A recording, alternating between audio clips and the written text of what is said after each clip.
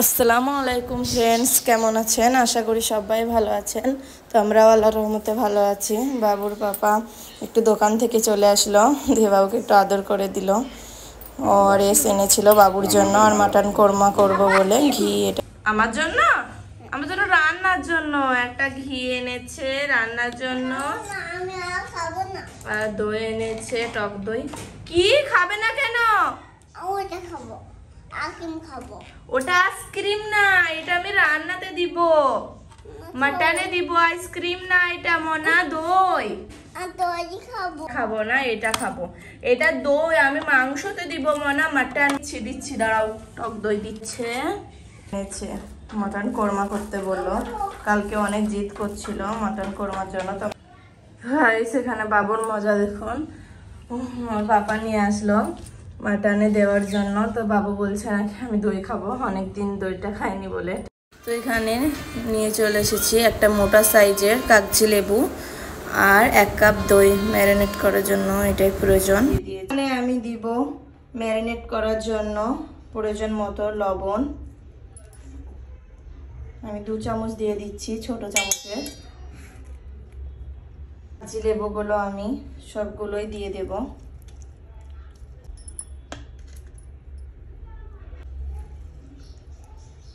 Marinate করার জন্য আমি 1 ঘন্টা রেখে দেব। ম্যারিনেট করে রস বের করে নিয়েছি। তারপর এখানে আমি 1 কাপ যেটা দই ছিল সেটাই দিয়ে দিচ্ছি। এর আগে 1 কাপ নিয়ে এসেছিল, বাবু খেয়ে নিয়েছে, সেই জন্য আবারও 1 কাপ নিয়ে এলো। আনতে বলেছিলাম ওর।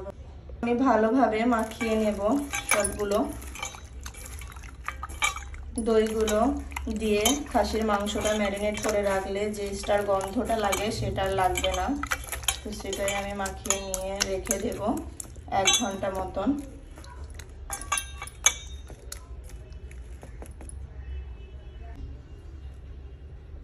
তারপরে এখানে আমি কাঠবাদামে হালকা গরম পানি করে এটা আমি খোসাগুলো উঠে নেব। খুব সহজ একটা এটা টিপস, আপনারাও কাজে লাগাতে পারেন। সবসময় মনে থাকে না, কাঠবাদামের খোসাগুলো তো এমনি ছাড়ে না, সেই জন্য আমি হালকা গরম পানি করে এটা 2 মিনিট ভিজিয়ে রাখলেই উঠে যাবে খুব সহজে খোসাগুলো। এটা আমার মায়ের টিপস, আমার মা বলেছে এটা আমাকে। আর এখানে লাগবে কাজু বাদাম কিশমিশ। তো আমি এখানে কিশমিশটা ভিজিয়ে রাখলাম, পরে কাজে লাগবে। আর এখানে কাজু বাদাম নিব। হ্যাঁ দেখুন, আমি ওখান থেকে তুলে নিয়েছি, জাস্ট 1 থেকে 2 মিনিট লাগে। তো দেখুন আমি ছাড়িয়েও দেখাচ্ছি, দেখছেন খোসাটা কি সুন্দর, 1 সেকেন্ডও লাগছে না ছাড়িয়ে। এইভাবে আমি সবগুলো ছাড়িয়ে নেব অনেক সহজে। ওইগুলো তো তাও একটু লেট হয়, তো এটা 1 সেকেন্ডও লাগবে না। খুব সুন্দর করে আমি ছাড়িয়ে নেব সবগুলো। পরে আমি স্পেশাল ভাবে দেখুন আমি খোসাগুলো ছাড়িয়ে নিয়েছি, কাজু আর আমন্ড নিয়েছি এখানে। তো আপনারা যে কোনো 3টে রকমের বাদাম, 2 রকমের বাদাম দিতে পারেন। চীনা বাদামও এখানে ইউজ করতে পারেন, আমি দিচ্ছি না। আমার কাছে কাজু আমন্ড এগুলো আছে, তো পিস্তাও আছে, আমি দিচ্ছি না সেটা। তো এগুলো পেস্ট করে নিব। এই পেস্টটা স্পেশাল ভাবে কোরমাতে লাগবে, খুব ভালো লাগে তাহলে খেতে। এখানে আমার লিকুইড দুধ লাগবে, তো আমি সেটাই মিক্সচারে দিয়ে দেব, পেস্ট করে নেব।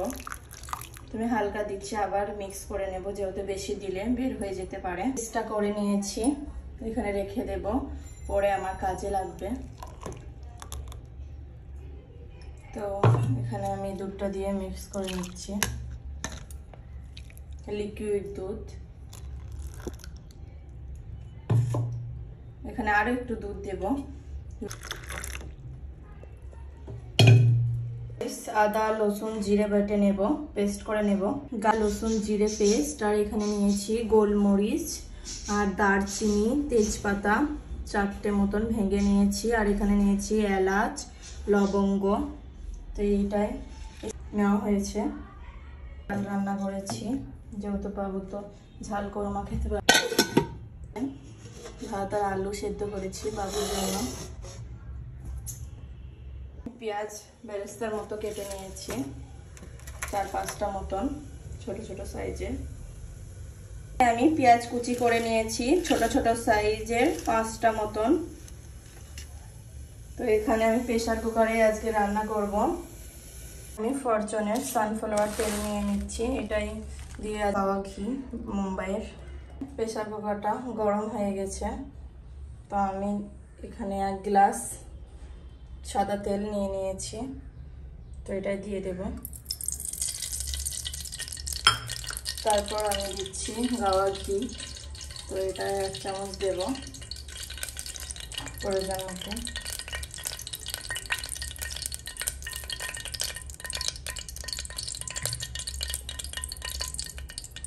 তেলটা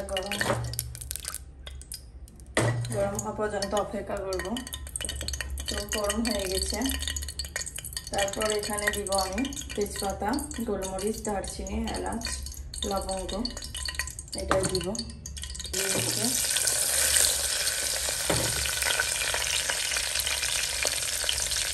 একটু গরম হয়ে গেছে গরমটা, তো এবার দিচ্ছি আমি পেঁয়াজ কুচি।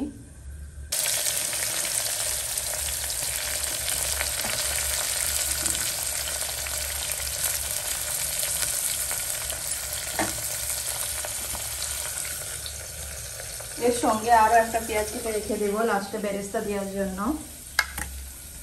তো খাসির মাংসটা এখানে আমি ঢেকে রেখে দিয়েছিলাম, প্রায় 1 ঘন্টা তো হয়েই গেছে। তো বেরেস্তাটা না হওয়া পর্যন্ত আমি আবারও ঢেকে রাখছি। এখনো হচ্ছে, আরো একটু হবে। তারপর আমি আদা রসুনের পেস্টটা দিয়ে দেব। এখন আর একটু পেঁয়াজটা সেদ্ধ হোক। তো ফ্রেন্ডস, এখানে পেঁয়াজটা হালকা ব্রাউন হয়ে যাওয়ার পর আমি এখানে আদা রসুন জিরে বাটার পেস্টটা দিয়ে দেব।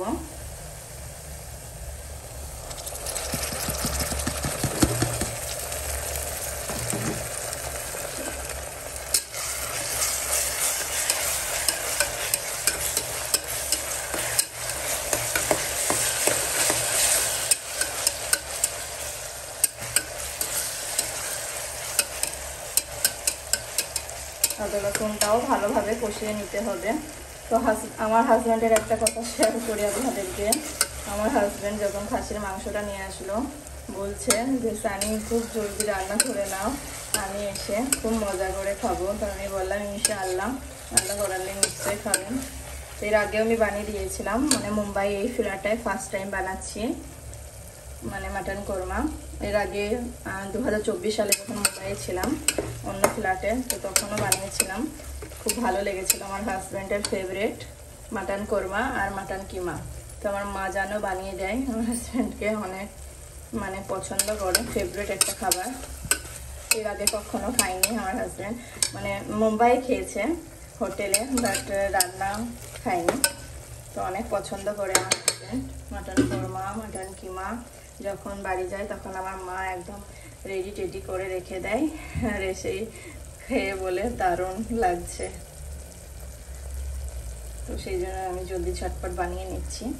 মা আমার হাজব্যান্ডের জন্য একাই করে না, মায়ের 2টো জামাই, তো 2টো জামাইয়ের জন্যই ফেভারিট খাবারগুলোই বানাই আমার মা জান।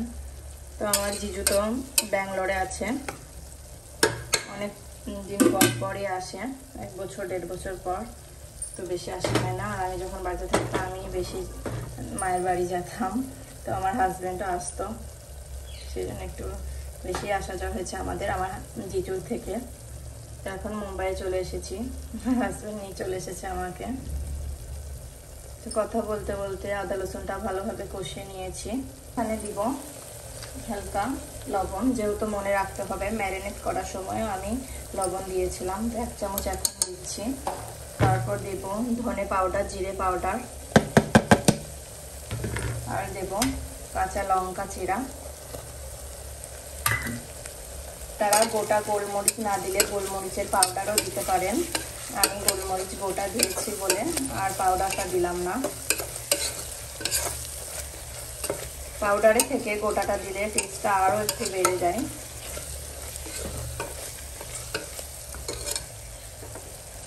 ভালো করে মশলাটা আমার কষে নেওয়া হয়েছে। এবার ম্যারিনেট করা মাংসটা আমি দিয়ে দেব। আর একটা মানে পানি পানি হয়েছে, কারণ 1 ঘন্টার ওপর হয়ে গেছে ম্যারিনেট করে রাখা। তো মাংসটা আমি দিয়ে দেবো এখানে।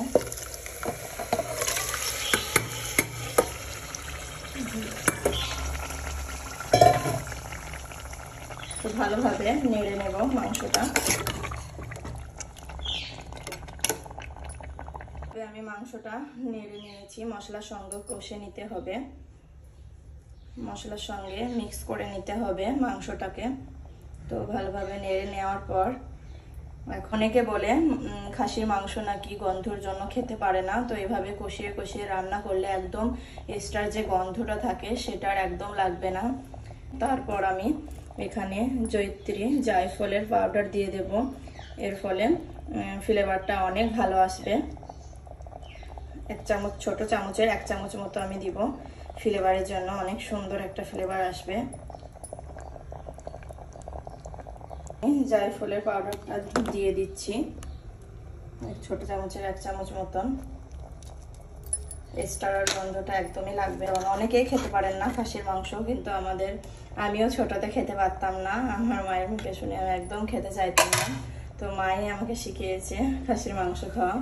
মা এমন টেস্টি করে রান্না করবে, তো খেলে আর ভুলতে পারবো না, সেই স্বাদ অনেক ভালো লাগে।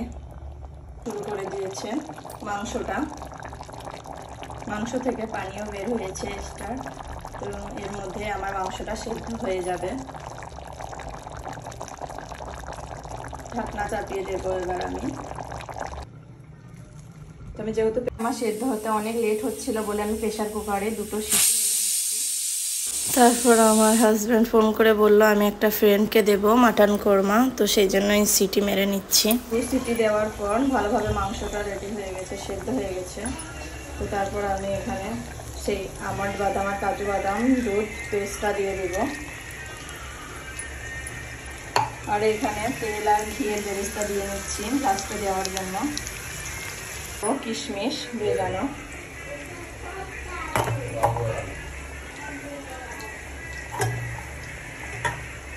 এদিকে আমি কিশমিশগুলো দিয়ে দিলাম। তারপর বেরেস্তার জন্য পেঁয়াজ কেটে রেখেছিলাম, সেটা আমি এটা মাংস রান্নার রেডি করার লাস্টে আমি দিব, সেই জন্য বেরেস্তাটা করছি তেল দিয়ে আর ঘি দিয়ে। তো দারুণ টেস্ট হয়, লাস্টে বেরেস্তাটা দিলে স্বাদটা আরও বেড়ে যায়।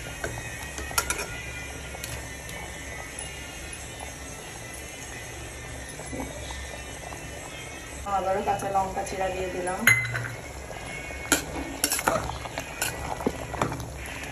ও পাপা অপেক্ষা করে আছে আমার রান্নার, কারণ একটা বন্ধুকে দিবে বলে ডাব্বা নিয়ে এসেছি, ডাব্বায় ভরে দিব। এদিকে বেরেস্তা হচ্ছে। মনা এর একটু ঝোলঝোল হয়েছে, এটা ঢাকা দেওয়ার পর মিষ্টিটা ঝোলটা অনেকটাই গাঢ় হয়ে যাবে। খুব সুন্দর একটা ফ্লেভার আসছে কোরমা থেকে। কোরমাটা একটু মিষ্টি মিষ্টি হবে, সেই জন্য আমি বেশি না 1 চামচ আমি চিনি দেব মিষ্টির জন্য। কোরমাটা যেহেতু একটু মিঠে মিঠে ভাব হয়, তার একটু দিয়ে দিচ্ছি আমি। আর এখানে বেরেস্তাটা একদম রেডি, খুব সুন্দর লাগছে দেখুন বেরেস্তাটা, দারুণ। বেরেস্তাটা আমি ঘিয়ের বেরেস্তা করেছি, দারুণ লাগছে দেখতে। কোরমাটা একদম ভালোভাবে রেডি আমার। বাবু চলে এসেছে, বাবার সঙ্গে গিয়েছিল ঘুরতে। ঝোলটা আরেকটু আমি জোর আঁচ দিয়ে বেড়ে নিচ্ছি। একবার বানিয়ে দেখবেন, অনেক টেস্টি হয় এই মাটন কোরমাটা। তো আরও 5 মিনিট আমি ফুটিয়ে নেব মাটনটা। ভাবে রেডি মাটন কোরমাটা।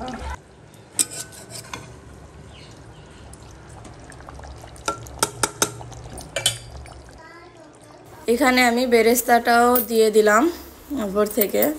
তো ভালোভাবে দেখাচ্ছি এই কোরমাটা একদম ভালোভাবে সেদ্ধ হয়ে গেছে, দারুণ হয়েছে। তো তারপর আমার হাজব্যান্ড একটা ডাব্বায় ভরে নিল বন্ধুর জন্য, বন্ধুকে দিবে বলে। আর এদিকে এইগুলো মানে আমরা খাবো, বাবুকে দেব। আমার দেওয়ার আসারও কথা ছিল, কিন্তু অন্য একটা দাওয়াত ছিল, সেখানে চলে গেছিলো, আসতে পারেনি। তো আমার এই কোরমা রেসিপিটা ভালো লাগলে আমাকে একটু সাপোর্ট করেন, আমার ভিডিওটাকে সাবস্ক্রাইব, শেয়ার, লাইক করে দিয়েন। ভিডিও করতে আমাকে অনেক হেল্প করবে তাহলে।